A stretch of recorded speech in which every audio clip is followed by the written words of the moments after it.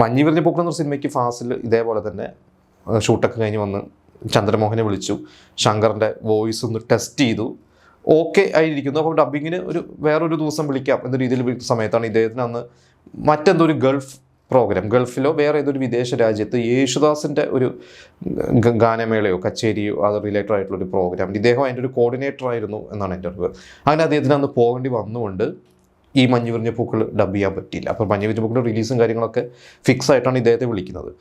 പക്ഷേ ഈ പറഞ്ഞ പോലെ ടെസ്റ്റ് ചെയ്യാൻ വന്നു. പക്ഷേ അതിൻ്റെ ശരിക്കുള്ള ഡബ്ബിങ് ചെയ്യേണ്ട ദിവസം അദ്ദേഹത്തിന് വരാൻ പറ്റാത്തതുകൊണ്ട് ശങ്കർ തന്നെയാണ് ഡബ് ചെയ്തത്.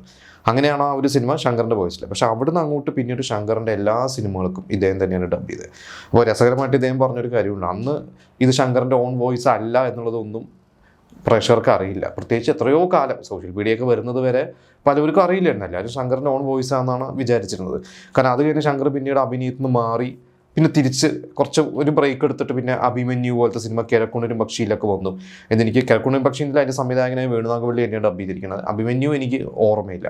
പിന്നെ സുഗമോ ദേവി എനിക്ക് തോന്നുന്നു ശങ്കറിനെ തന്നെ പലവരും ഡബ് ചെയ്തിട്ടുണ്ട്, പക്ഷേ ഇദ്ദേഹം തന്നെയാണ് പ്രധാനമായിട്ടും ഡബ് ചെയ്തിരിക്കുന്നത്. സുഗമോ ദേവി എനിക്ക് തോന്നുന്നു വേണുനാഗവള്ളി തന്നെയാണോ ശങ്കറിനെ ഡബ് ചെയ്ത് എനിക്കിപ്പോൾ ഓർമ്മ കിട്ടുന്നില്ല. എന്തായാലും ചന്ദ്രമോഹൻ പറഞ്ഞ 178 സിനിമകൾക്ക് ശങ്കറിനെ ഡബ് ചെയ്തിട്ടുണ്ട്. പിന്നെ കുറേ കാലം കഴിഞ്ഞ് 2000 ശേഷം ശങ്കർ തിരിച്ചു വന്നു കഴിഞ്ഞപ്പോൾ ഓൺ വോയിസ് തന്നെയാണ്. ഇപ്പോൾ നമ്മൾ കാണുന്നതൊക്കെ ശങ്കറിൻ്റെ ഓൺ വോയിസ് തന്നെയാണ് കൂടുതലും നമ്മൾ അദ്ദേഹത്തിൻ്റെ സിനിമകൾ കാണുന്നത്.